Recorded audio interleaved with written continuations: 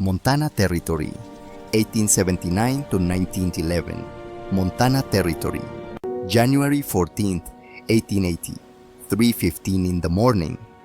The wind came down from the Bitterroot Range with the sound of something dying. 35 degrees below zero. Cold enough to freeze spit before it hit the ground. Cold enough to make iron snap like kindling. Cold enough to kill. Thaddeus Crawford stumbled through knee-deep snow, his breath crystallizing in the air before his face.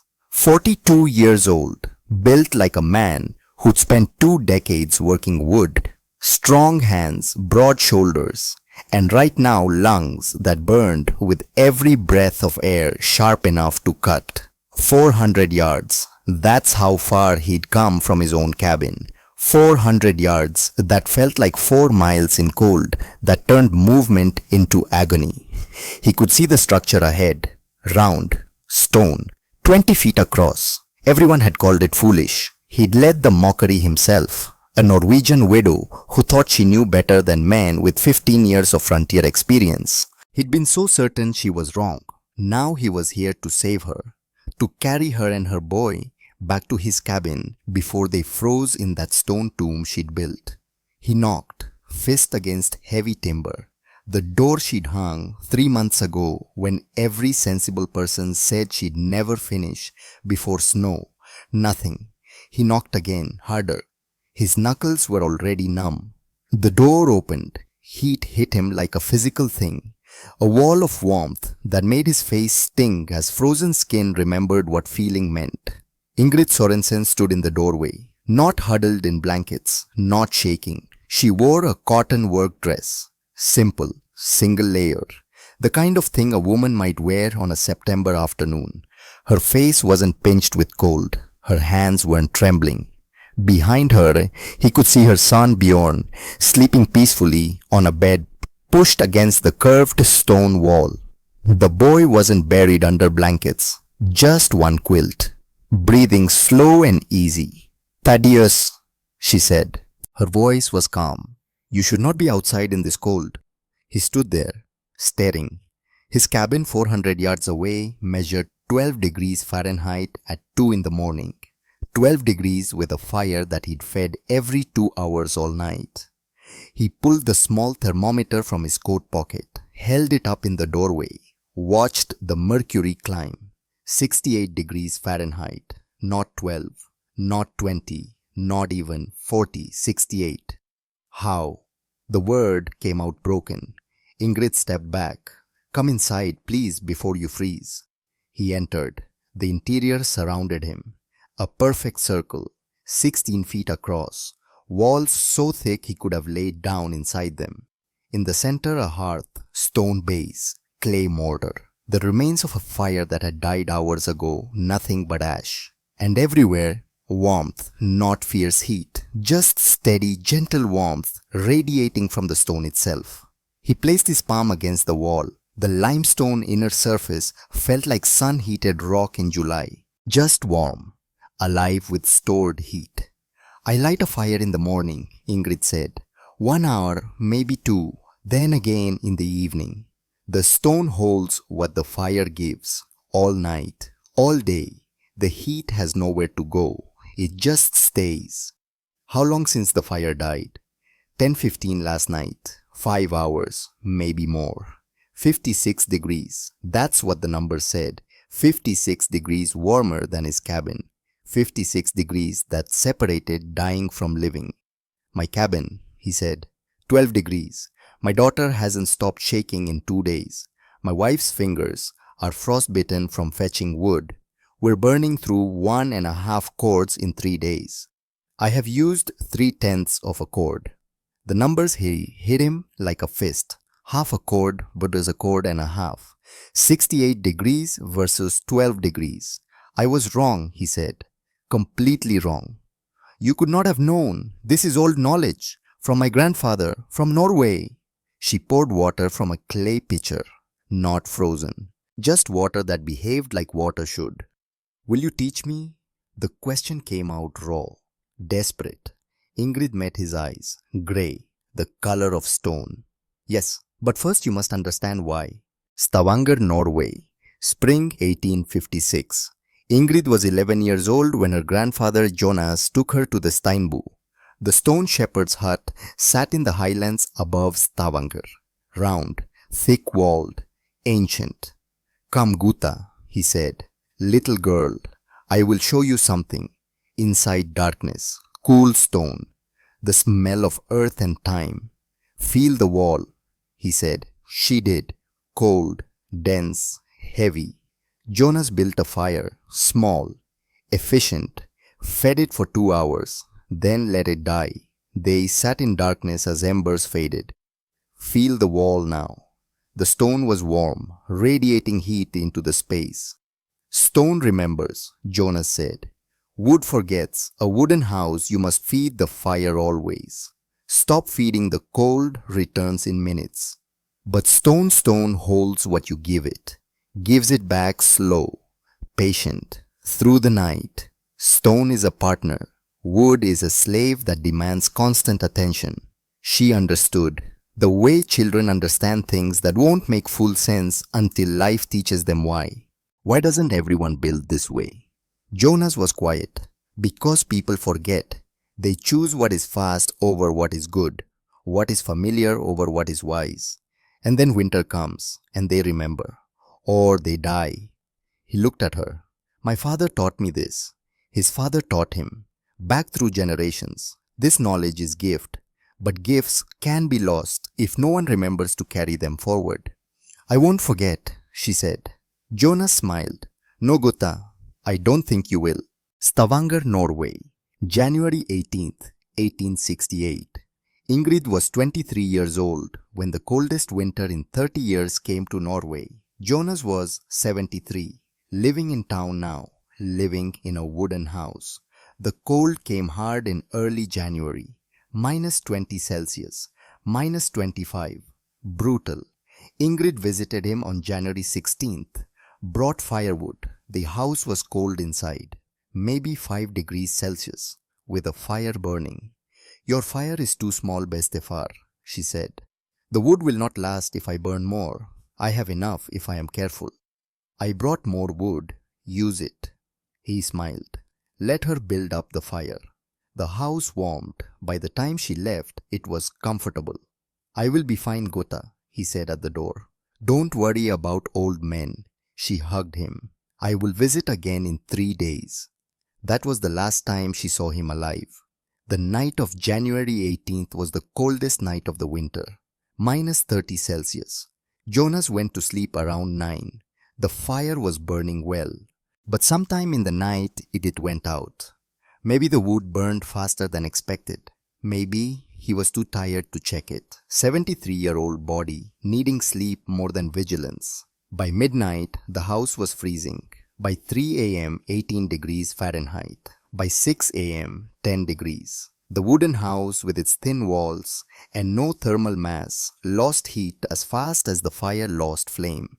Jonas's heart, old and tired, simply stopped. They found him the next morning. The neighbor checking because there was no smoke from his chimney. Ingrid got the news at noon, ran to the house, saw his body, saw the dead fire, saw the frost on the inside windows, saw how stone would have saved him. The funeral was January 23rd, small church overlooking the fjord. The priest spoke of rest and peace and heaven. But Ingrid stood at the graveside and made a promise.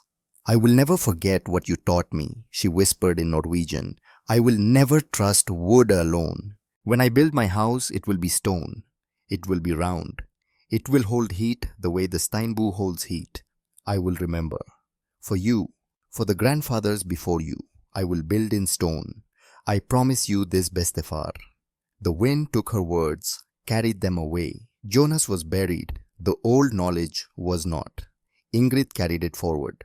Montana Territory, April 1879. Ingrid Sorensen stood at the edge of her claimed land and looked at the valley below. 160 acres. Hers.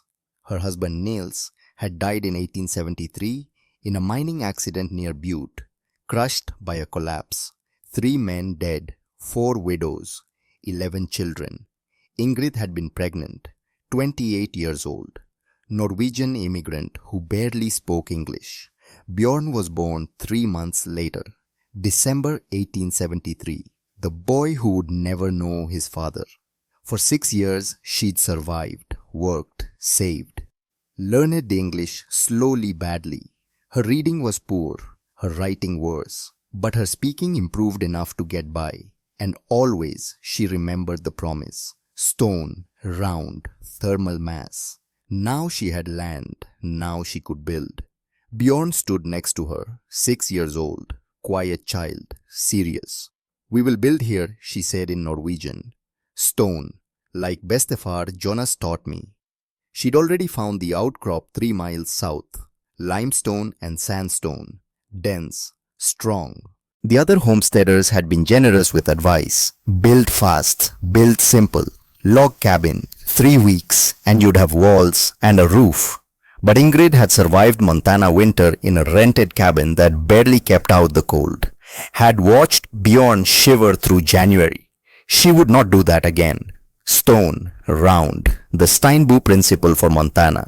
Thaddeus Crawford was first to visit. 42 years old, carpenter, built 40 cabins in 15 years. "Mrs. Sorensen, heard you were planning your build. Thought I'd offer some advice." She nodded, listened. "Pine, plenty right up that ridge. I can help you select. 3 weeks of steady work, you'll have a solid cabin. Tight joints, square corners, everything you need before first snow." "I will build with stone," Ingrid said. Silence. "Stone, ma'am, that's not how we build out here. Too much work, too much time. Wood is right there, free, ready. Stone holds heat better." "Well, yes, but stone also pulls heat from your body. Conductivity makes everything colder, and the weight, the time. You're talking months of work for something harder to warm than a log cabin." "I will build with stone, round, 16 feet across, walls thick as a man's shoulders.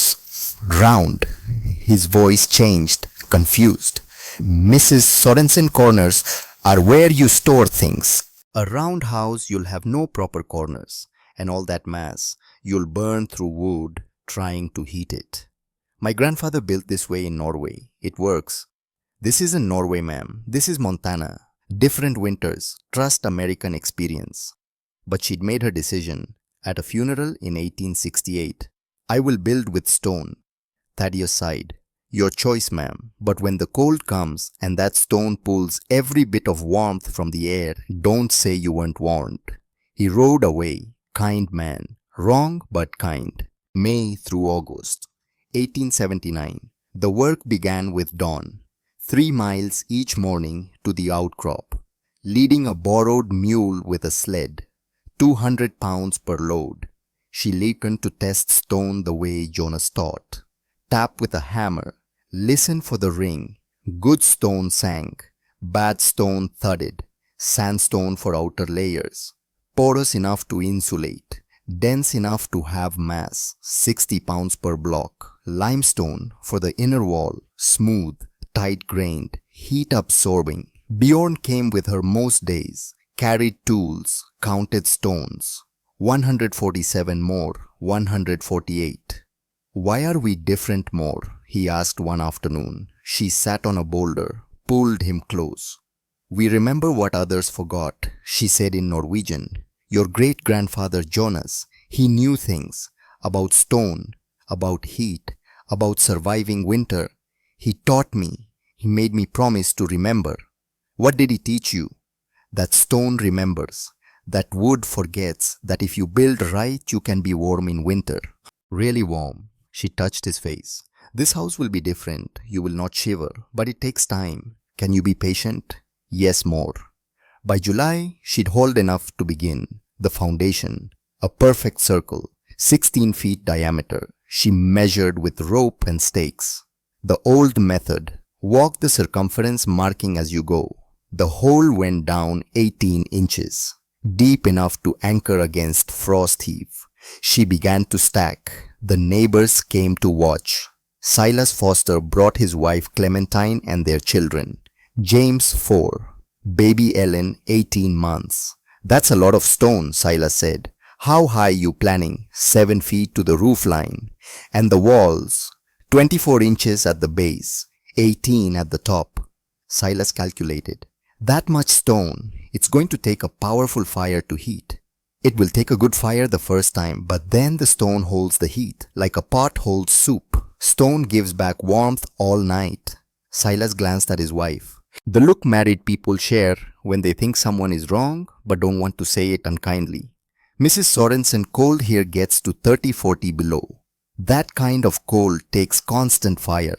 I burn 2 cords a month, your stone walls so thick. I worry they'll suck up all the heat. I understand your worry. But this is old way, from Norway, from men who survived 70 winters. This way works. When winter comes, you will see. They left. She kept working. Good people. Wrong, but good. August brought Marcus Dalton, 45 years old, stonemason, professional. He appeared one morning, stood watching, arms crossed. The walls were 5 feet high, the curve clear, strange. After 20 minutes, he spoke. You're building a silo, a grain silo for people. Ingrid continued working. I am building a house. A house has corners. A house has walls and a roof. This will have both. Dalton stepped closer, examined her work, walked around completely, looking for mistakes. He found none. Your mortar's good, better than good, joints are tight, stone selection is acceptable. He paused. But the concept is flawed. Why? Because stone conducts heat. Everyone knows that. You touch a log wall in winter, it's cool but bearable. You touch stone, it draws heat from your hand. That cabin's going to be ice cold come January. Stone conducts heat both ways, Ingrid said, patient.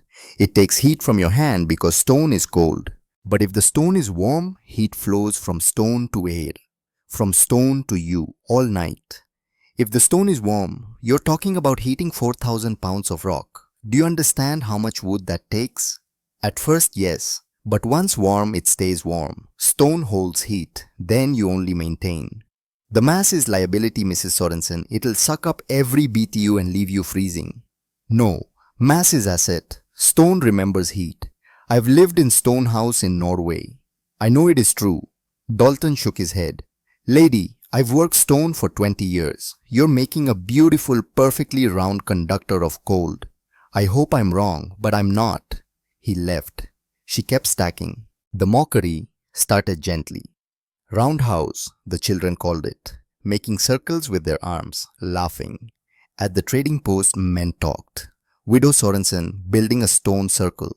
Woman doesn't understand Montana. Thaddeus tried to be kind. She's going to work herself half to death. Then winter comes and it doesn't work. Her and that boy might not make it. In September, he and Markul made the wager. $50. They sat in the trading post, shook hands, put terms to paper. If Ingrid Sorensen's stone house keeps her warmer than log cabin construction, through winter Crawford and Dalton forfeit $50. If she abandons the house or seeks shelter elsewhere, no money changes hands. It wasn't cruel, it was certainty. Men who knew their trade, they were certain she was wrong, so certain that $50 seemed safe. October 28, 1879. Bjorn got sick. Fever, cough. The walls were 6 feet high. 1 foot to go, then the roof. Ingrid worked through the night. First snow came mid-November. She had 2 weeks. Bjorn slept in their tent. Cool October air making his breathing worse. 3:47 in the morning. She sat on a pile of stone. Let herself feel the weight. Jonas was dead. Niels was dead. She was alone with a sick child and a half-finished house everyone said would fail.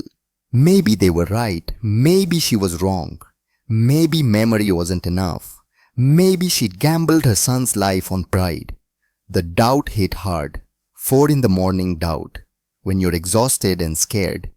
Jonas, she whispered. Was I right or am I killing my son to honor your memory? Footsteps. Clementine Foster appeared, carrying a pot wrapped in cloth. Steam rising.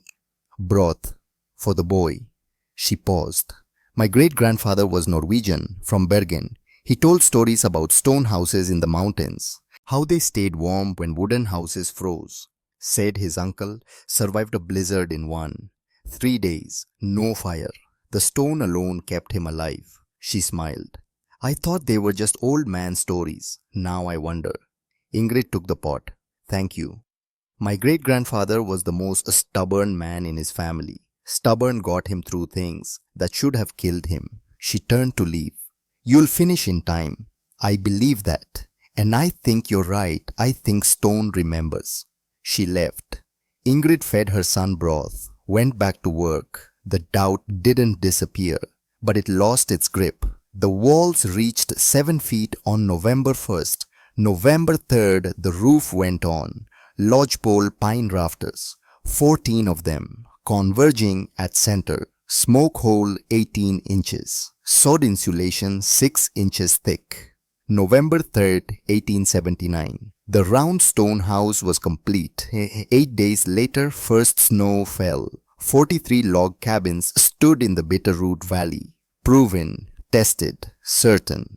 One circular stone house stood among them, 16 feet across, walls 2 feet thick, a Norwegian widow's memory. Everyone knew which would survive winter better. Everyone was certain, and certainty was about to meet truth. November 11th, 1879, evening. Ingrid carried the last bundle across the threshold.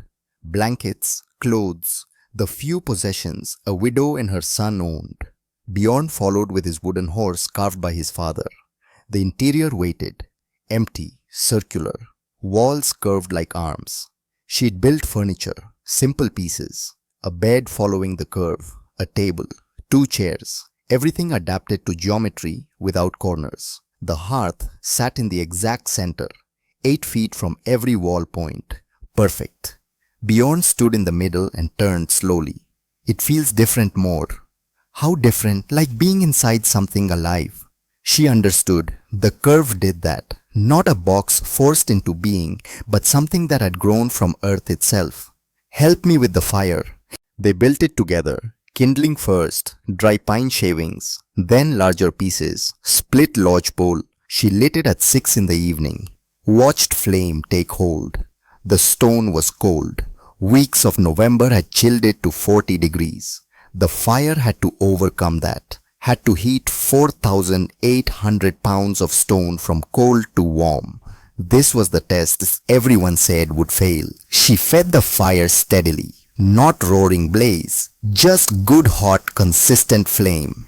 Efficient heat. 7 o'clock. The stone nearest the hearth began to warm. Not hot, just less cold.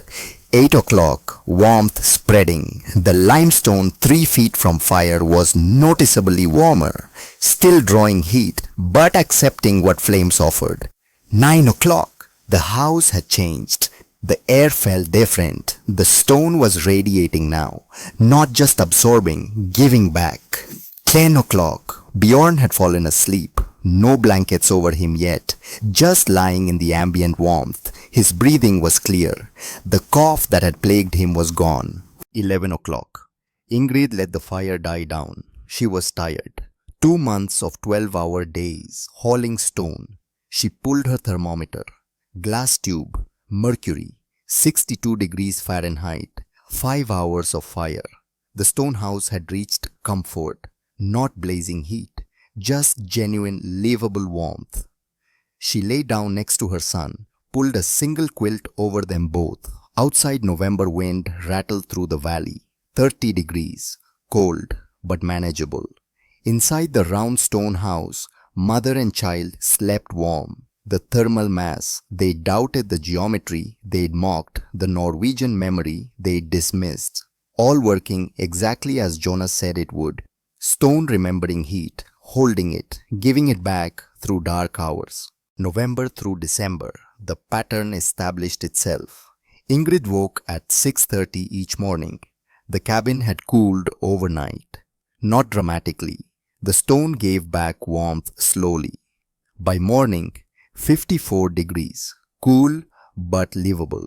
She built the morning fire at 7.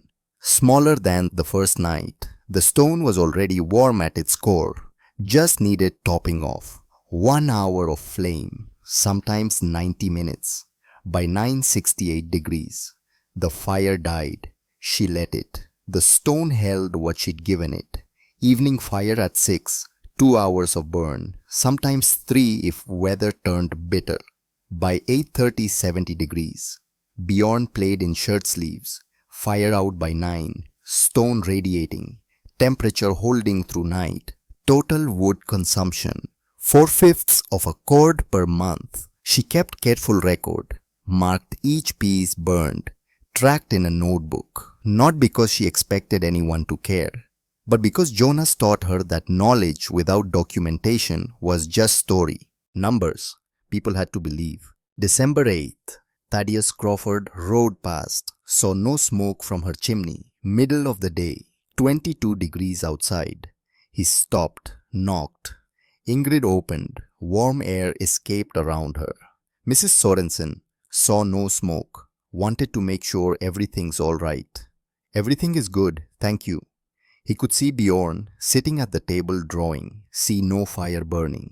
Your fire's out. Yes, I let it die this morning. Will light again this evening. And you're warm enough. She stepped back. Invitation. He entered. The difference was immediate. Outside 22. Inside 65 at least. He could feel it. How long since the fire went out? 4 hours, or maybe 5. And it's still this warm. The stone holds heat, like I said. Thaddeus stood in the center, turned slowly.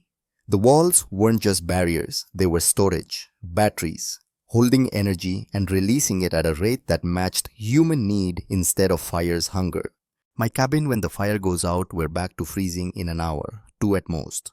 How much wood are you burning? 2 cords a month, sometimes more.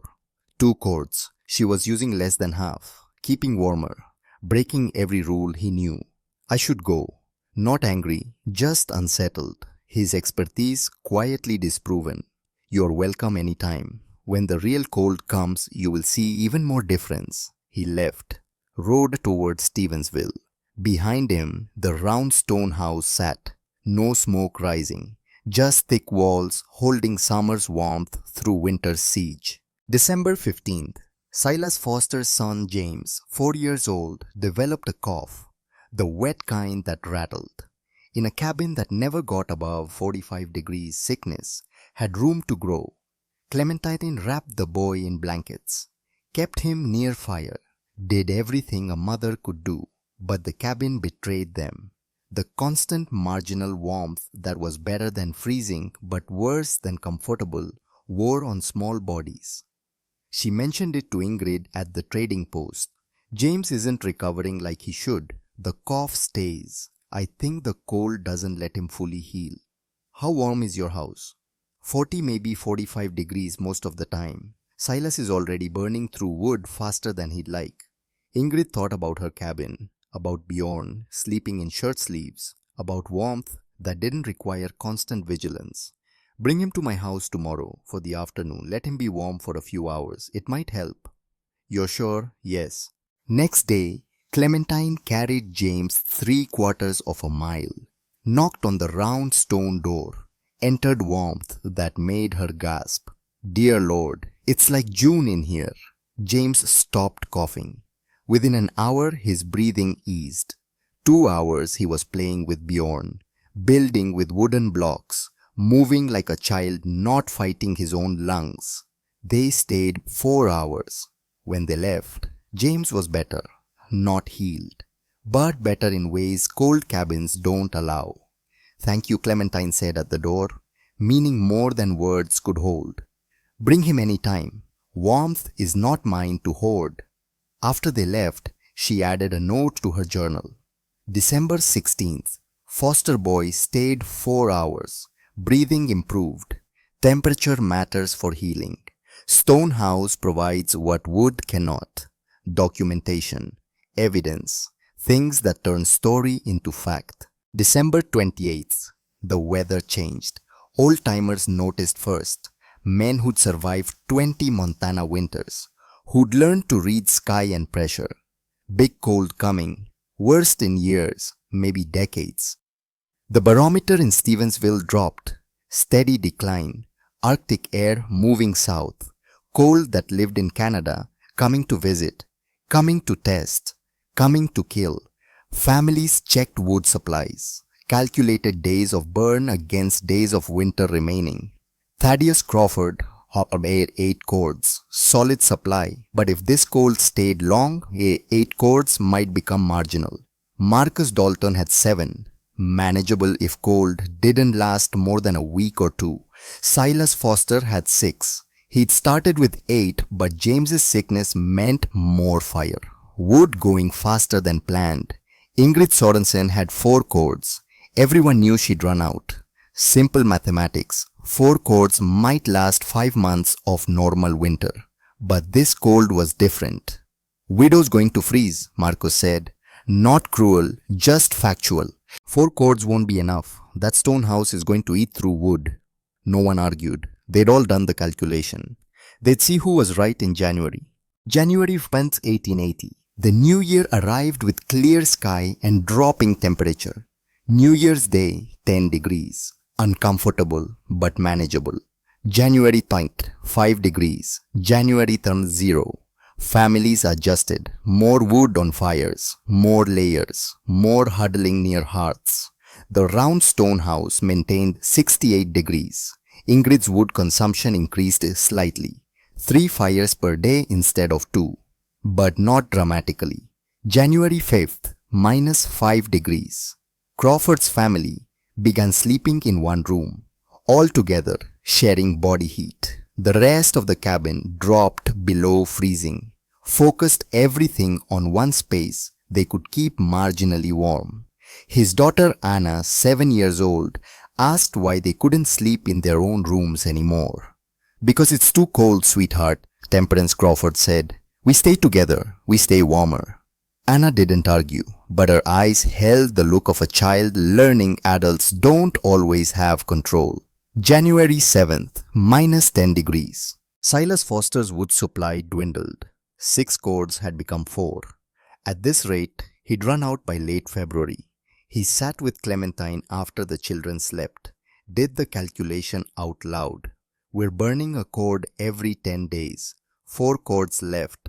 That's 40 days. 6 weeks. After that we borrow," Clementine said, firm. "Or we buy, or we move in with someone, but we don't freeze. Borrowing means owing. Buying means money we don't have." She took his hand. "Admitting we need help isn't failure. It's survival." But the shame was there. Masculine pride that said a man should provide.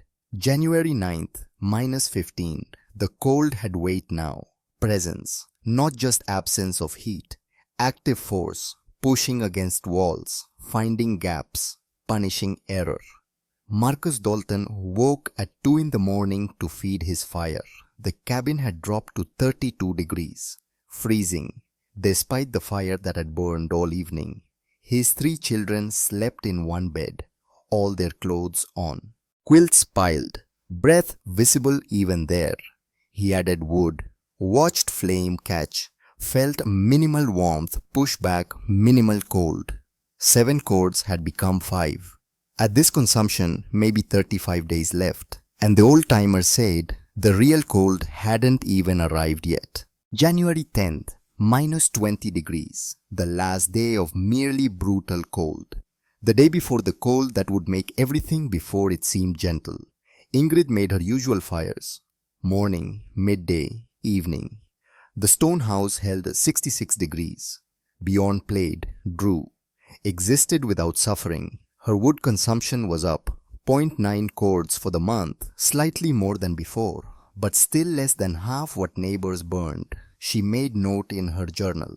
January 10th, outside minus 20, inside 66 degrees. Morning fire 1 hour 40 minutes. Evening fire 2 hours. Wood supply 3.1 cords remaining. Sufficient for remainder of winter at current rate. That night, lying in darkness with her son, breathing slow beside her, she felt the stone walls radiating stored warmth. Felt the geometry working, the curve with no corners for cold to pool, the mass that held heat like water holds weight. Jonas had been right. Not theory, not hope. Provable physics wrapped in folk wisdom. Stone remembers. Wood forgets. She slept. Outside, temperature continued to fall. January 11th, 1880. Noon. The cold arrived. Not gradually. A front, a wall. Arctic air that had been building over Canada for a week. At noon, -10. By 2 in the afternoon, -18. By 4, -28. By 6, -32. By midnight, -35. And it stayed there, locked in, held by high pressure and clear skies, cold that killed. January 12th, 2:45 a.m., Crawford household. Thaddeus woke. Something wrong. He could see his breath in the cabin. 3 feet from a fire he'd fed at midnight. He threw off blankets. The cold hit like a fist. Grabbed his coat, moved to the hearth. The fire was still burning. Good flame. But the heat couldn't compete with the cold pressing against the cabin. He pulled his thermometer from the mantel. 18 degrees Fahrenheit. Inside. 3 feet from an active fire. With his family sleeping under every blanket they owned. He added more wood. Watched flame grow. Felt a minimal increase in warmth. Behind him, Temperance sat up. How cold? 18 inside. Maybe 35 below outside. Maybe worse. She pulled their daughter closer. Anna hadn't woken. Children should sleep. We're burning through the wood pile. I know. How long will it last? At this rate, 3 weeks. Maybe 4. And how much winter is left? 6 weeks. Maybe 8. The math was simple. Terrible. They sat in silence, feeding fire, watching flame push back against coal that didn't care. January 13th, 4:00 a.m., Foster household. Clementine woke to wrongness. Baby Ellen wasn't crying. Should be crying. Always cried between 4 and 5. But silence. Clementine moved fast. Crossed the cabin in 3 steps. Reached the cradle. Ellen's lips were purple. Not pink, fading to purple. Purple. Blue purple. The color that means oxygen isn't reaching where it should. That means body temperature has dropped below threshold. Silas! Her voice was sharp. Terror barely controlled. He was up, moving, saw, understood instantly. The fire. Bring her to the fire. Clementine lifted her daughter. The baby was breathing but slow, shallow, her skin cold. The cabin thermometer read 24 degrees. 24. With a fire that had burned all night, Silas built up the fire, fierce now, desperate, adding wood without thought for conservation. James woke, 4 years old, saw the fear. Is Helen okay? She will be. She's just cold. We're warming her up. But the fear was there, real. The knowledge that they'd come close to something unthinkable. 15 minutes. Ellen's lips began to pink. 20 minutes she cried, weak but crying. The most beautiful sound Clementine had ever heard. Silas checked the wood pile at dawn. 2.3 cords remaining. At current burn rate 12 days. Winter had 5 weeks left. Minimum. He stood in -35 cold and did math that had no good answer. Then he looked across the valley, saw smoke rising from 43 chimneys, and one chimney with no smoke at all. The round stone house, silent, still, dead looking. That widow's already frozen, he thought. No smoke means, no fire means death. He'd check on her in a few hours. After he figured out how to make 2 cords last 5 weeks. He went back inside, fed the fire, held his daughter, tried not to think about purple lips. January 13th, 3:15 a.m. Dalton household. Marcus stood in the corner and pressed his hand against the log wall. Interior surface. His palm came away wet from frost. The inside of his cabin was growing ice. He moved to the hearth. The fire was roaring. And still the corners measured 8 degrees Fahrenheit. 8 degrees. Inside. His 3 children slept in one bed, pushed close to fire. All wearing every piece of clothing they owned. under 4 quilts. He was a stonemason. He understood thermal dynamics, mass and conductivity and heat transfer. He'd explained it all to that Norwegian widow, told her why her design would fail, and now he stood in a cabin, measuring 8 degrees in the corners, while somewhere her stone house sat quiet, probably dead, her and the boy both. No smoke from that chimney, no fire means, no heat means death. He'd check on her, had to, couldn't let a woman and child die alone. But first, he had to keep his own children alive through a night that seemed determined to kill them all. He added more wood, watched flame, tried not to calculate how many days remained. Outside temperature held at -35. Inside every log cabin in Bitterroot Valley, families burned wood they couldn't spare, fought cold that couldn't be beaten, survived because humans are stubborn, but only sometimes. January 14th, 3:15 a.m. Round stone house. Ingrid woke to Bjorn stirring. Not distressed, just restless. She lay still, listening.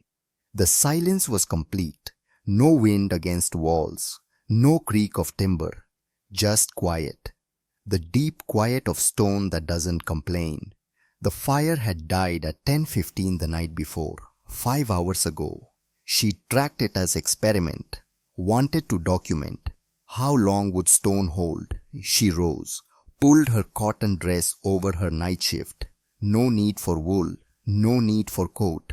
Crossed to her thermometer, hanging near the door. 56 degrees Fahrenheit, 5 hours after fire death, -35 outside. And her house maintained 56 degrees through thermal mass alone.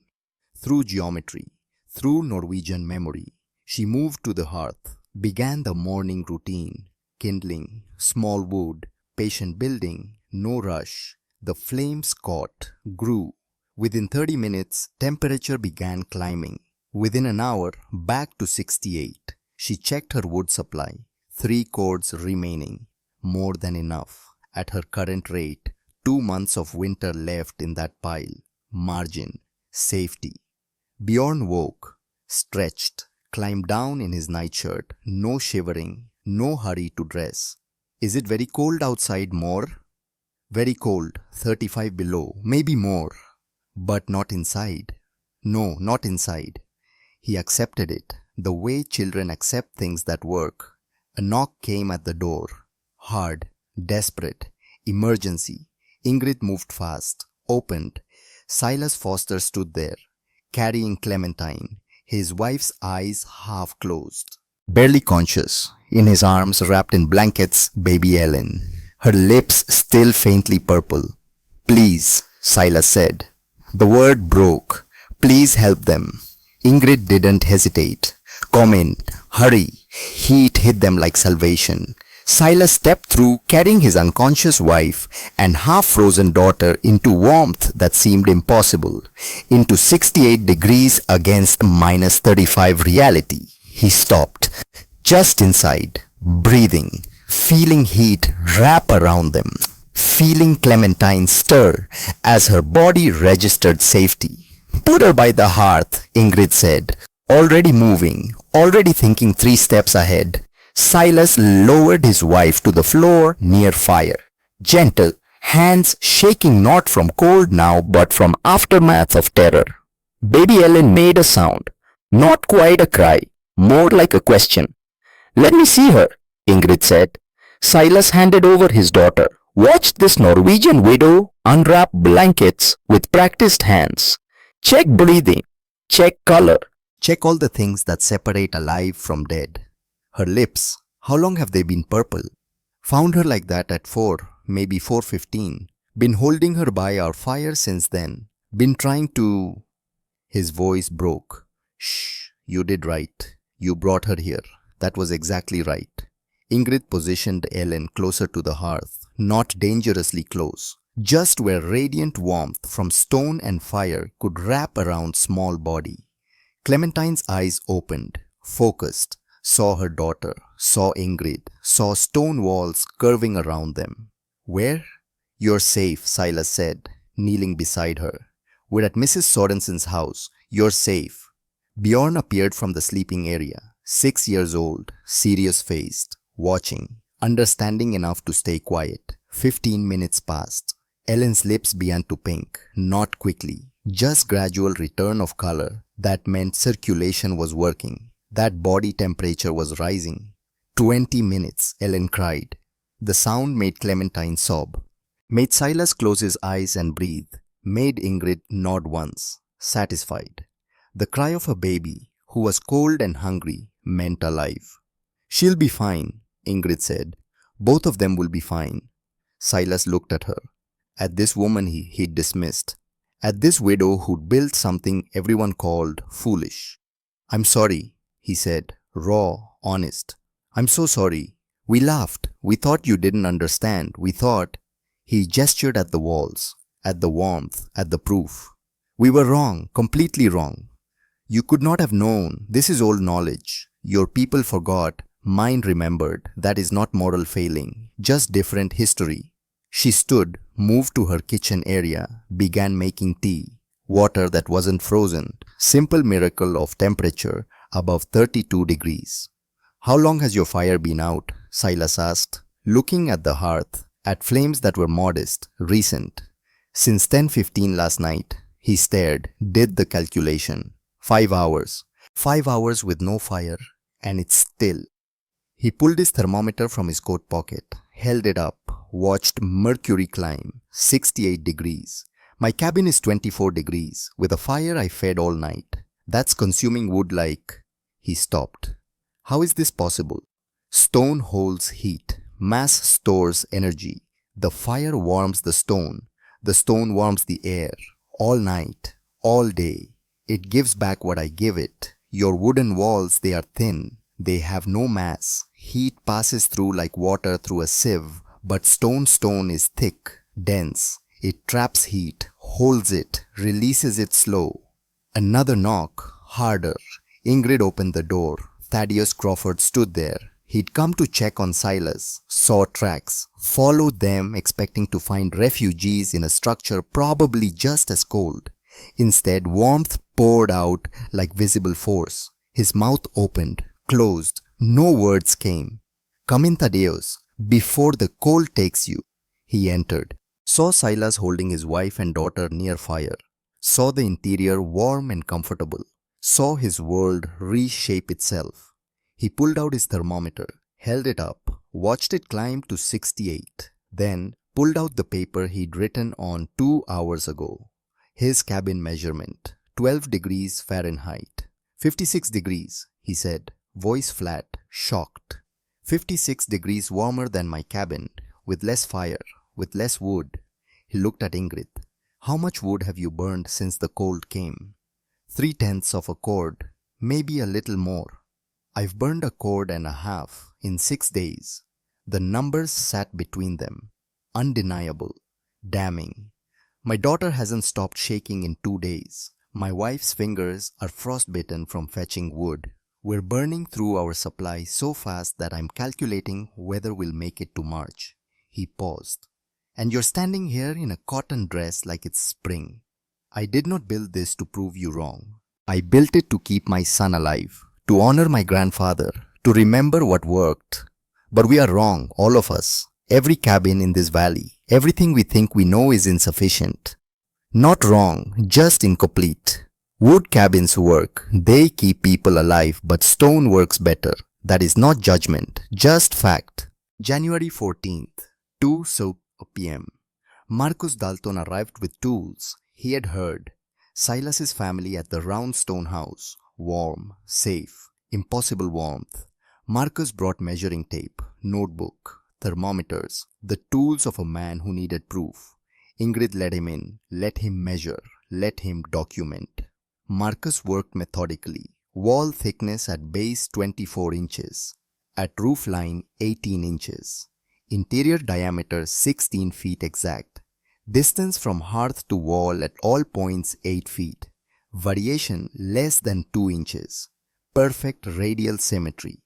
Wall temperature. He placed his hand on the limestone inner surface, pulled out his thermometer, held it against the stone.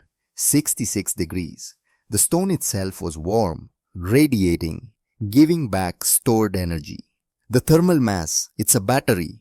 You're not just heating air, you're charging a battery. I do not know this word, battery. Storage, energy storage. You heat the stone holds the energy, releases it slowly. He sat down, opened his notebook, began calculating. 4,800 pounds of stone, heated to an average of 66 degrees. That's roughly 11,000 BTUs stored, 11,000 units of heat energy just sitting in these walls, radiating inward, constant, gentle, efficient. Ingrid brought him tea, let him work. May I see your records, your documentation? Ingrid hesitated, then went to her desk, pulled out her notebook. She handed it to Marcus. The pages were covered in careful marks, tallies, numbers, but no words, no English text, just symbols that tracked fires and temperatures and wood consumption. These are excellent records, but there, he paused, looked at her. Mrs. Sorensen, can you read English? Not well. I can speak enough, but reading, writing, very hard for me. I learned Norwegian reading as child, but English letters, they are different, confusing. Marcus stared at the notebook, at the meticulous documentation, at proof that genius required no formal education. You built this entire house without being able to read blueprints. I have no blueprints. I built from memory, from watching my grandfather, from understanding what stone needs, not what books say. Stone tells you what it needs, if you listen. Marcus closed the notebook, slowly, carefully. I'm a stonemason, 20 years, trained apprentice, read every manual, studied every technique. And you who cannot read English, who learned from watching your grandfather who builds from memory, you understand stone better than I do. Different understanding, you know building, I know surviving. He stood, extended his hand. Will you teach me? Will you teach all of us? Not from books, from knowing. Ingrid took his hand. Yes, I will teach anyone who wants to learn. Grandfather's gift should not die with me. January 15 to 16.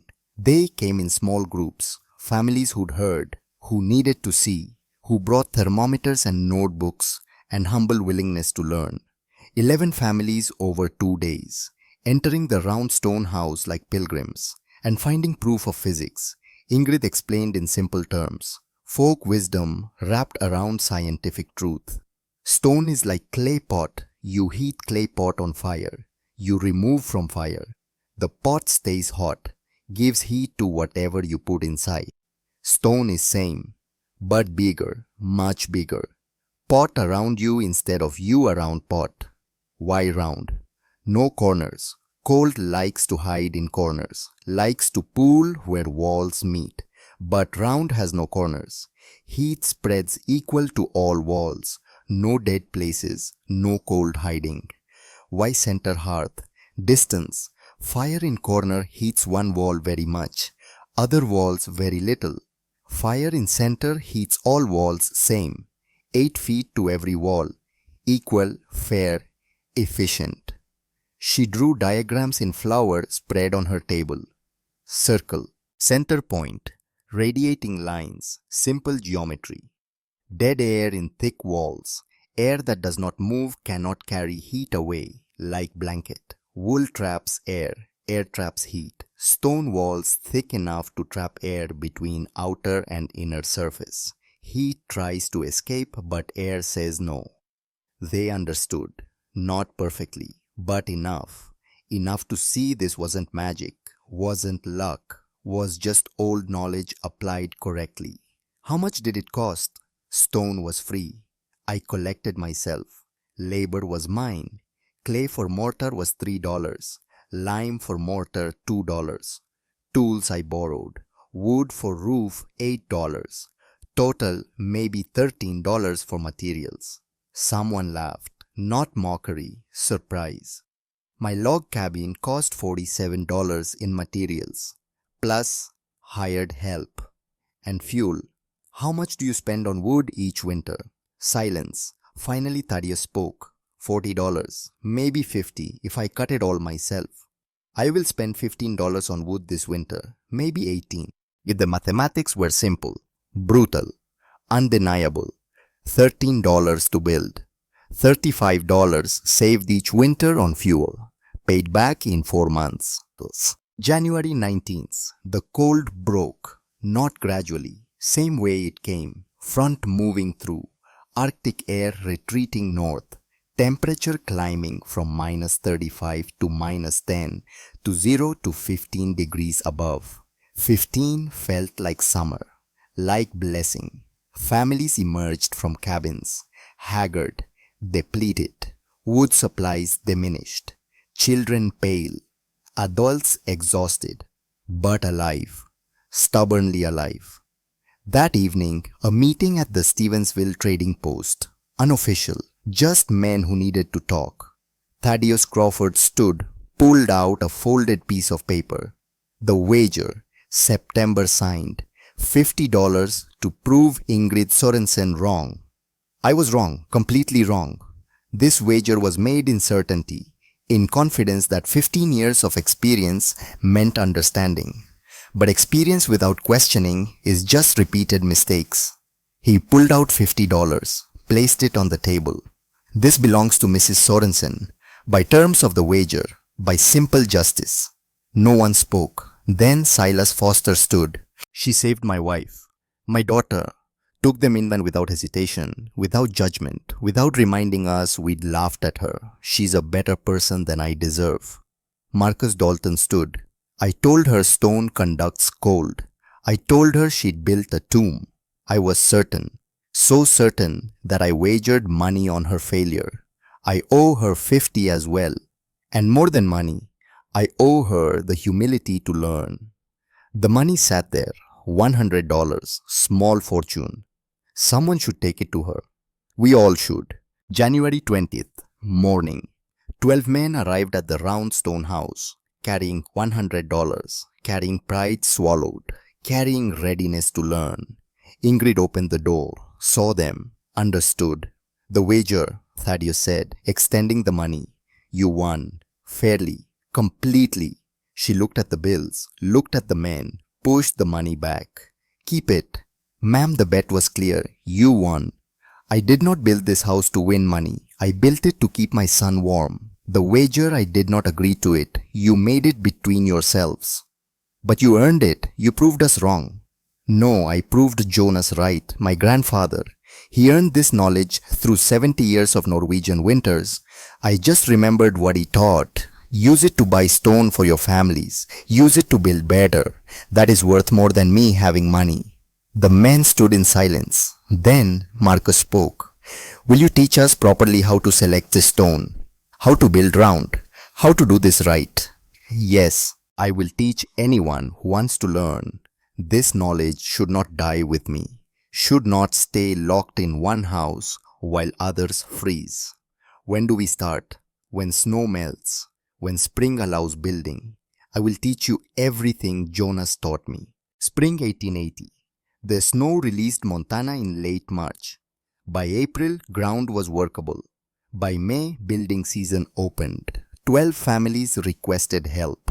12 families who'd survived the great cold and decided there had to be better way. Ingrid became teacher, consultant, guide. She took them to the outcrop, showed them how to test stone, tap, listen, feel the weight, choose for density, reject what wouldn't work. She taught them geometry, how to stake a circle, how to maintain curve, how to check radius. She taught them masonry, mortar mixing, joint thickness, how to pack core with smaller stones. Bjorn, 7 years old, now helped, carried water, fetched tools, learned alongside the men, learning from his mother. Thaddeus Crawford Carpenter partnered with Ingrid, combined his knowledge of roof structure with her knowledge of thermal mass. Together, they designed rafters that could handle sod weight, smoke holes that wouldn't leak rain. By autumn 1880, 6 circular stone houses stood in Betterroot Valley, variations on Ingrid's design, some 16 feet, some 18 for larger families, one oval, 20 by 16 for Marcus Dalton's 5 children, but all sharing core principles. Thermal mass, radial geometry, central hearth, equal heat distribution. Winter 1880 to 1881 proved the method scalable. All 6 new houses performed similarly. 50 to 60 degrees warmer than log cabins. 55 to 65% less wood consumption. Families sleeping in comfort instead of desperation. Word spread. Peter Hollis, traveling surveyor, saw the houses, documented them, sketched designs, took measurements, published findings in the Denver Technical Journal in March 1881. Norwegian thermal mass method revolutionizes frontier heating. Immigrant woman's design challenges century of conventional construction. Engineers in Wyoming read it, began experimenting. Homesteaders in New Mexico read it, adapted the principles to adobe stone hybrids. The design spread, evolved, improved, but always maintaining core truth. Mass stores heat. Geometry eliminates cold corners. Central source radiates equally. By end of 1881, 17 more houses, 23 total documented structures using Sorensen principles. By 1882, 41. By 1883, 73. The movement grew not through marketing, but through mathematics, through winters survived comfortably, through wood supplies lasting, through children sleeping warm. Economic impact became undeniable. Average log cabin, $47 materials, $45 annual fuel cost, total first year $92. Average stone house, $15 materials, stone collected personally, $16 annual fuel cost, total first year $31. Savings, $61 first year, $29 every year thereafter. For families living on $200 annual income, $29 was not trivial. Was difference between survival and margin. 1885, Territorial Building Commission sent inspectors, documented the Sorensen method officially, measured, tested, verified every claim. The report filed in Helena concluded the circular stone thermal mass dwelling designed and implemented by Ingrid Sorensen of Bitterroot Valley represents significant advancement in frontier shelter technology. Heat retention superior to conventional construction by measurable margins. Fuel efficiency improved by documented average of 58%. Construction cost competitive or superior depending on stone availability. Recommend consideration for territorial homestead guidelines. Ingrid was 40 years old. Bjorn was 12. They'd lived in the round stone house for 6 years, taught 63 families, consulted on 200 structures across 3 territories. She didn't charge for her knowledge, didn't patent the design, didn't restrict who could use it. This is not mine to sell. This is Jonas's gift, my grandfather's wisdom.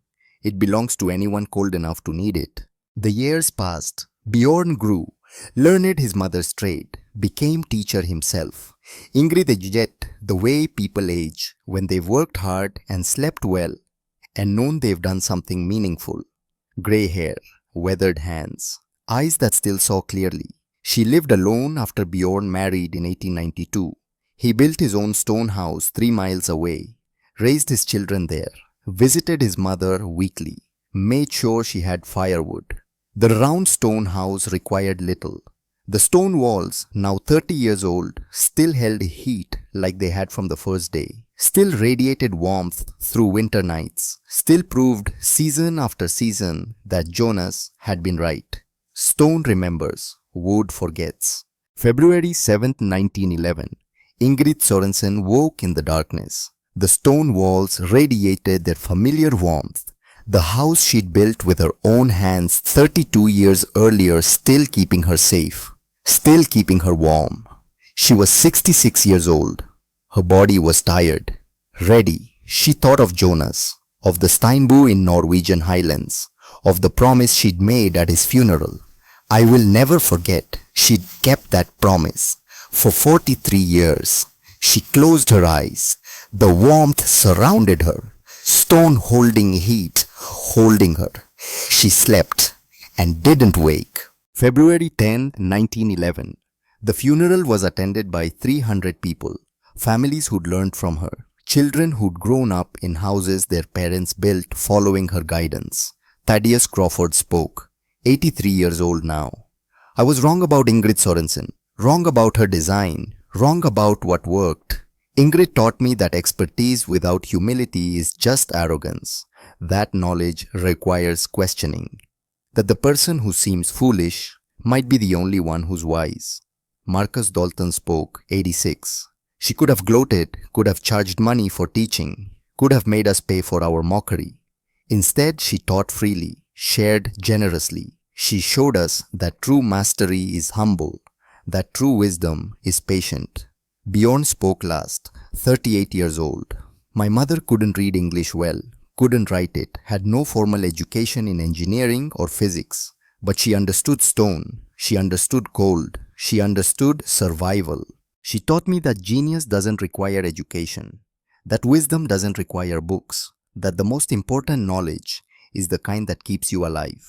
He looked at the gathering. My mother built one house, just one. But from that one house, 200 more were born, and from those 200 thousands of lives saved, thousands of children who slept warm. He gestured toward the round stone house. That house still stands, still warm, still proving in every winter that my grandfather Jonas was right, that my mother remembered correctly. That stone holds what wood forgets. They buried her in the valley she'd chosen, the land she'd homesteaded, the earth that had given her stone. The round stone house stood empty for 3 months. Then Bjorn moved back in with his own family, raised his children there, passed it to his daughter in 1945, who passed it to her son in 1972. The house still stands, preserved now. Historical landmark, maintained by the Montana Historical Society. Every winter when temperature drops and modern furnaces hum and people take warmth for granted, rangers give tours, explain thermal mass, demonstrate radial geometry, tell the story of Norwegian widow who remembered what frontier had forgotten. The house keeps 58 degrees without fire, even now. After 145 years, the stone remembers, still holds, still gives back what you give it. In the visitor center, a plaque reads, Ingrid Sorensen, 1845 to 1911, Norwegian immigrant, hunter, homesteader, teacher. She built this house in 1879 using thermal mass principles her grandfather taught her in Norway. During the Great Cold Snap of January 1880, when temperatures reached -35 Fahrenheit for 6 days, this house maintained 68 degrees, while neighboring log cabins struggled to reach 15 degrees. Mrs. Sorensen shared her knowledge freely with the community, leading to the construction of over 200 circular stone houses across Montana, Wyoming, and New Mexico territories between 1880 to 1890. Her design saved countless lives and reduced fuel consumption by an average of 58%. She never sought payment for her teaching, saying this knowledge belongs to anyone cold enough to need it. She could not read or write English fluently, yet her understanding of stone and thermal dynamics surpassed that of formally trained engineers. She proved that wisdom requires not education but observation, memory, and the courage to remember what others have forgotten. Below that, physics does not forget, even when we do. Bitterroot Valley, winter, present day. Snow falls on stone circles scattered across the valley. Most are ruins now, walls standing, roofs gone, but some still function, still house families, still prove every winter that Jonas was right, that Ingrid remembered correctly, that stone holds heat and wood forgets. The old-timers, the ones who remember grandparents' stories, they'll tell you about the Norwegian widow, about the house everyone mocked, about the winter that killed and the walls that saved. They'll tell you that the greatest discoveries aren't always forward. Sometimes they're backward. Into wisdom we forgot we knew. They'll tell you that sometimes the person everyone calls crazy is just the only one who remembers. They'll tell you about a woman who couldn't read English, but could read stone, who had no blueprints, but built perfectly, who had no formal training, but taught masters.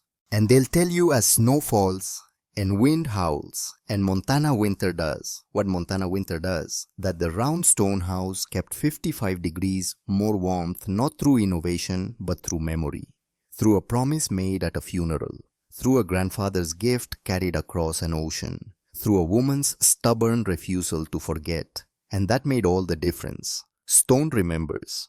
Even when we forget, especially when we forget, the warmth remains.